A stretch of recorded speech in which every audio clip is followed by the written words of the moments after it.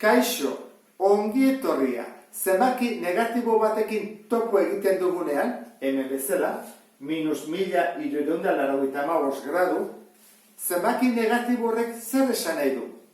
Esan nahi du, angelua neurtzerakoan egin dugula, ez orain arte bezala erlojuen orratzen kontrako zentzuan. Horrela, baizik alde erlojuak mugitzen diren bezala. Horrela.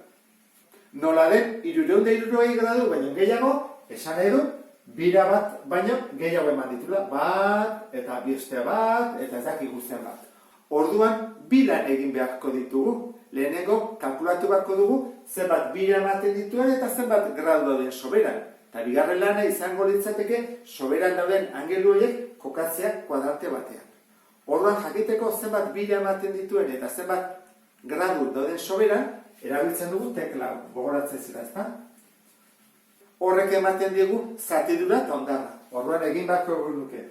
Minus 1385 gradu, zati 360. Tekla honekin. Eta ematen digu minus 3,875. Arazo batekin gaude.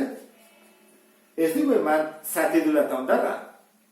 Zergatik minus sartu dugulako kalkulagailu honetan. Orduan egin behar dugu zatiketa, baina zeinuri gabe. Orduan sartuko dut orain berriro, 1385 zati tekla honekin 360, eta orain bai, ikusten duzu. Ematen digu, zatidura 3 eta ondarra 315. Orduan dea, zatidura 3, beraz 3 bira, eta ondarra 315 gradu soberan. Hau da, behar genduna. Zer gertatzen da zure kalkulagailuak ez baldin badu tekla.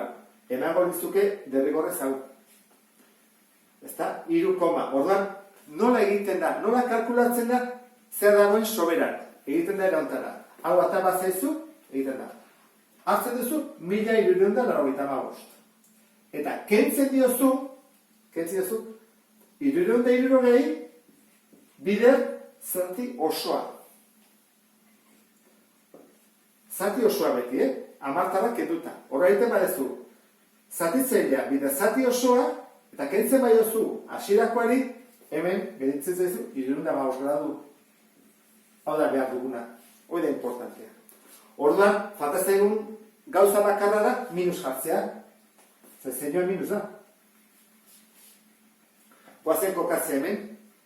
Hasten baldin bada minus 315, ez da? Zerotik. Noa joaten da? Hemen dago 80. Hemen 180. Hemen 280. Nun izango da orduan? Hemen baite. Nola kalkulatzen da positibo bihurtzeko? Begin behar duguna da. Guk, hau baldin badakigu, dela 315, guk jakin bat dugu hau. Zer egiten da? Egiten dena da. 360 ken 315. Kenketa egin behar da. Hau da importanteena. Horren, kenketa egiten dugunean, edo neba duzu batuketa, zenbaki negatibo bat da, egin dezak ez hau ere bai, gehi, zenbaki negatibo hau, bi, gradu dira, atako zegu guk behar dugun angelu hori. Orduan, 360 ken 315, 45 dira. Horren, 45 gradu izango litzateke hemen jarri behar duguna. Hau dena, kenduko dut orain. Sinua, 45 gradu positiboa, ze hau da, hau dago, ikusten duzu, ezta? 45 gradu.